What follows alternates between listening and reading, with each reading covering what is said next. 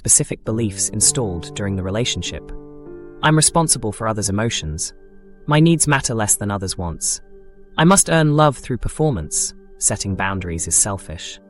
Notice automatic thoughts that arise in relationships or situations triggering anxiety. Once identified, these beliefs can be examined and gradually replaced with healthier alternatives through consistent contrary evidence and conscious thought redirection. Healing requires emotional processing beyond intellectual understanding. Techniques like journal dialogues allow you to communicate with wounded parts of yourself. Writing letters, never sent, to the toxic person helps process unexpressed feelings.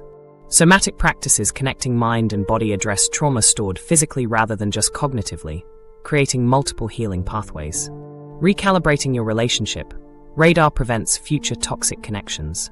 Manipulation systematically desensitizes normal warning systems through tactics like intermittent reinforcement, gaslighting, and isolation.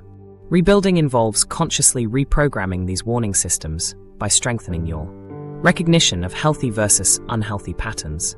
This recalibration begins with studying contrast. Observe the differences between healthy and unhealthy relationship dynamics in your life, others' relationships, books, and media. Notice specific interaction patterns. How are disagreements handled? How is feedback given? Are boundaries respected? How is accountability approached? I found creating an actual chart comparing healthy and unhealthy dynamics particularly helpful for making these patterns concrete. Strengthening personal boundaries involves understanding that boundaries aren't walls. They're guidelines defining how you want to be treated. Start rebuilding with non-negotiable boundaries in areas where you experience the most violation. These might involve physical space, emotional accessibility, time commitments, or conversation topics. Practice articulating these boundaries clearly without over-explaining or apologizing. Begin with people who already respect you before testing these skills in more challenging relationships. Your intuition requires conscious rehabilitation. Begin through simple body awareness practices. Throughout your day, notice physical sensations accompanying different situations and people. Does your throat tighten around certain individuals?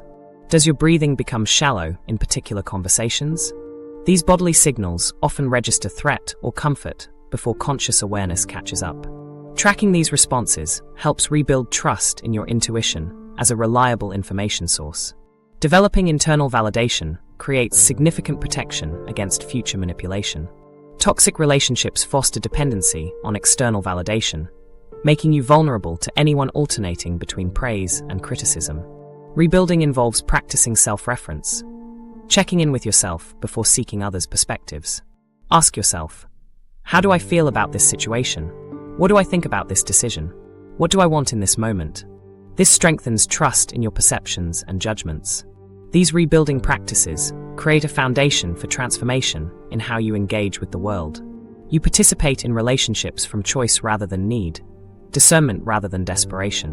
Your interactions become authentic as you no longer shape yourself to avoid rejection or gain approval. This transformation emerges gradually through consistent practice, creating a life increasingly aligned with your authentic values. The journey from toxic exposure to healing offers an opportunity to construct a stronger, more authentic version of yourself. The very qualities targeted by toxic people, sensitivity, empathy, openness, become strengths when supported by healthy boundaries and discernment. The rebuilding process transforms wounds into wisdom. What awaits isn't absence of pain, but presence of possibility. The emergence of the person you are always meant to be. Strategic silence isn't about control or manipulation. It's about reclaiming your fundamental right to choose who accesses your energy. I've watched thousands transform their lives once they understood this truth. The power doesn't come from changing others, but from what you stop allowing them to do to you. Your energy is finite and deserves protection like any precious resource. This is necessary self-preservation. Consider Dr. Judith Orloff's wisdom. Setting limits with energy drainers will protect your sensitivities and enhance your well-being. Your life transforms when you stop giving power to those who drain rather than sustain you.